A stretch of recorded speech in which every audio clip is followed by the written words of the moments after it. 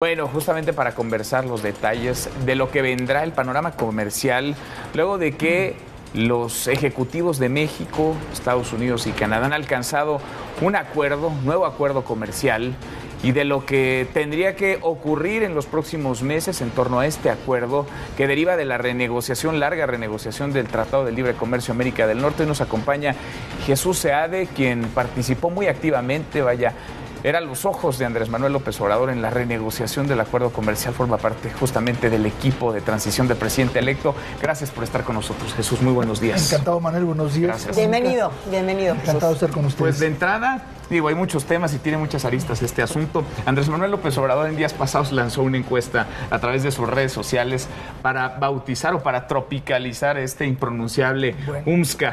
¿Qué nombre le ponemos? Ya hay una posición, una propuesta. Bueno, de cómo salió una clara preferencia entre los que participaron en esta encuesta por un nombre muy sencillo que es TEMEC, Tratado México, Estados Unidos, Canadá, que tiene la ventaja de ser más o menos traducción del nombre que le dio Trump al suyo, que es impronunciable. Ser traducción más o menos es deseable para que no haya confusión si haces un nombre totalmente transversal, ¿no? Tratado Anáhuac sería muy bonito, pero mejor saber que estamos hablando de lo mismo. ¿Era importante la palabra tratado en lugar de acuerdo? Claro, es un tratado, en la legislación mexicana es un tratado. ¿Cuál es la diferencia exactamente entre el acuerdo y el tratado? Principalmente, básicamente, acuerdos son para niveles subfederales. Por ejemplo, la Secretaría del Deporte puede tener un acuerdo con sus contrapartes en tales países. Acuerdos. Y tratado es el que compromete a la nación. ¿Y será lo mismo para los otros dos países? ¿Se le dará ese tratamiento también? Cada país tiene su estructura legal. Estados Unidos no tiene el concepto de tratado. Entonces, Estados Unidos, para convertir en ley lo negociado, tiene que elaborar toda una serie de leyes diciendo dónde estamos tomando compromisos diferentes. Le llaman implementing legislation, o sea, legislación que pone en marcha, que pone en la práctica el tratado. Ellos tienen que tener eso, nosotros no. Nosotros, el tratado como tratado, se va a discutir, se va a considerar en el Senado, y si deciden aprobarlo, lo ratifican, y el tratado es ley.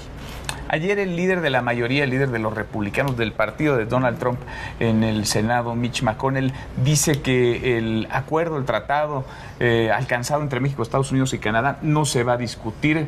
Por supuesto, entonces tampoco se aprobará este 2018 en el Congreso norteamericano. Se irá hasta 2019. ¿Esto es una señal que ustedes preveían? ¿Es un asunto que puede complicar la renegociación, la ruta de la implementación? ¿Cómo lo ve? No, es totalmente lo esperable. O sea, Estados Unidos tiene una situación diferente a la nuestra. En México el Senado ratifica, pero la prerrogativa de negociar reside en el Ejecutivo. En Estados Unidos no. La iniciativa de desarrollar legislación en diferentes áreas reside en el Ejecutivo, que la manda al Legislativo para su adopción. Pero en el área comercial, el poder de negociación reside en el Congreso, en el Senado. Entonces ellos se la prestan al gobierno con legislación especial. Entonces el proceso de aprobación del tratado tiene toda una serie de etapas, pero básicamente son dos. Primero es que desde que se completa la negociación tienen que pasar 90 días en los que el Senado considera, en una forma un poco superficial, si lo que se negoció refleja lo que se autorizó que se negociara. Y entonces ya viene la rúbrica que llamamos nosotros los negociadores comerciales, es el término normal, el que llamamos la firma del 29 de noviembre, es una especie de firma provisional. El Congreso aprueba para que el presidente firme, y después viene la ratificación. Nosotros no tenemos las dos etapas. Nosotros, desde que se concluyen las negociaciones, se le podría depositar el instrumento al Congreso, al Senado, para que lo considere y lo ratifique. Entonces ahora, lo que Estados Unidos tiene que hacer es autorizar al gobierno para firmar a fines de noviembre. Y eso no se está poniendo en duda. No. Lo que están diciendo es que después de eso no van a ratificar en el mes de diciembre. Bueno, sería una cosa extraordinaria que lo hicieran. Era totalmente de esperar que no lo hicieran y se va al año próximo. Al próximo año. Esperemos que no se vaya más allá de la primera mitad del año próximo, pero que no se vaya, que se vaya más allá de que suelen tardar, ¿no? Es un proceso, digamos, el Tratado de Libre Comercio tardó 9, 10 meses. Sí, es algo que tardado. Que se negoció y se pactó a que... Va a haber mucha oposición, mucha discusión. Ahora es factible que pase el control del Congreso a los demócratas. Ellos tradicionalmente son menos afectos a los tratados de libre comercio. Va a haber cuestionamiento.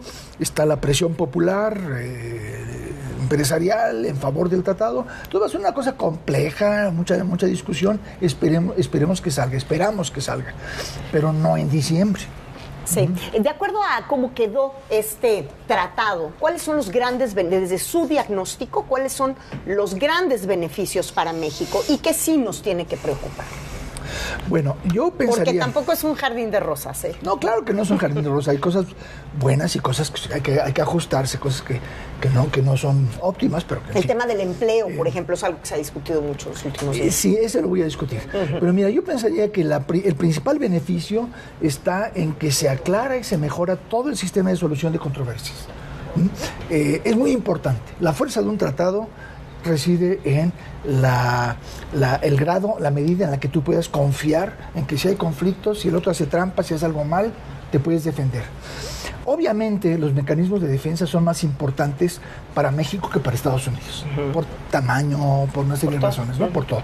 E incluso también porque somos una nación más unitaria, entonces las políticas siguen lo que define el gobierno, mientras que Estados Unidos es un poco más complicado, los estados y demás. Entonces, para nosotros la solución de controversias es más importante. Ha habido muchos casos en los últimos 25 años, en particular en el sector agrícola, pero un poco en todas partes, donde una legítima reclamación de México no progresó porque había aspectos que estaban mal definidos, huecos, ¿no?, en la legislación. Todo eso se mejora mucho. Se repara mucho el sistema de solución de controversias. Yo creo que eso es importante para México, en primer lugar. Segundo lugar, hay toda una serie de áreas que surgieron una por una, en forma desconectada, pero que yo las veo y digo, caray, esto es un tratado con mucho contenido social. Tienes un capítulo anticorrupción que le va a dar un apoyo muy importante al gobierno entrante, para el cual el combate a la corrupción es central. Y aquí tenemos un capítulo de anticorrupción que va a ser del interés de las empresas, no solo para no romper la ley y el posible castigo en México, sino como exportadores, el respetar todo esto. Tenemos un capítulo laboral que ya viene desde el cambio constitucional de hace unos años, pero falta la legislación secundaria, y el gobierno López Obrador le quiere poner mucho énfasis a todo esto, a los derechos de los trabajadores, en lo individual, protección del trabajador, libertad sindical, eliminación del sindicato charro. Todo esto es muy importante, lo hemos reflejado en el tratado. Entonces tenemos un capítulo laboral, anticorrupción, laboral. Medio ambiente, un poco lo mismo. Tenemos un capítulo de apoyo a las pequeñas y medianas industrias, a las pymes. Es muy importante para nosotros, y es algo que tenemos ahí que no teníamos antes. Y todavía al final sacamos, en el último minuto de la negociación, hablábamos de que si Lighthizer es capaz de enojarse, y les aseguro que sí, pero salió un acuerdo interesante, no es masivo, pero es interesante, muy útil, de protección a la diversidad cultural, protección a la cultura.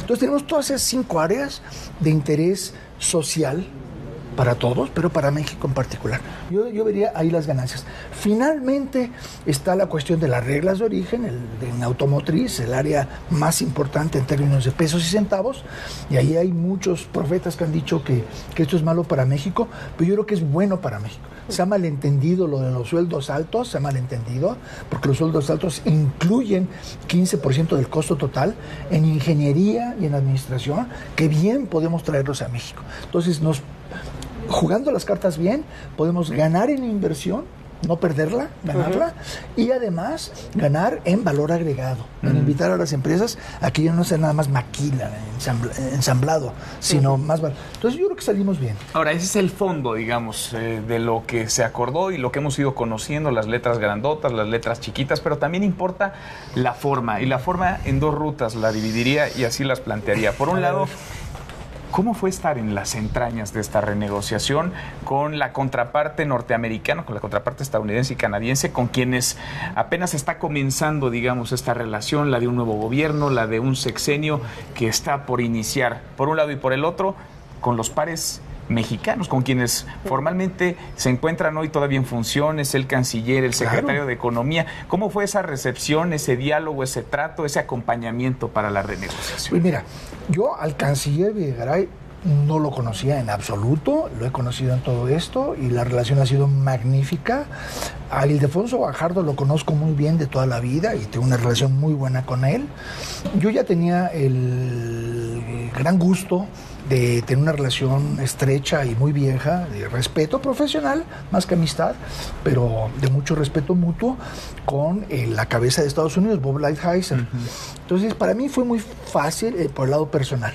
Pero lo interesante que yo quisiera señalar es que tienes ahí una negociación que se tiene que cerrar en tiempo récord, ¿no? Nos quedaban un par de meses para cerrar. Sí, a contrarreloj, prácticamente. Contrarreloj, una negociación que está muy complicada y en la cual tienes un gobierno en funciones, supuestamente medio debilitado porque ya va de salida, un gobierno que está entrando, supuestamente tampoco nada fuerte porque todavía no es gobierno. Entonces tienes un lado mexicano debilitado por esta división.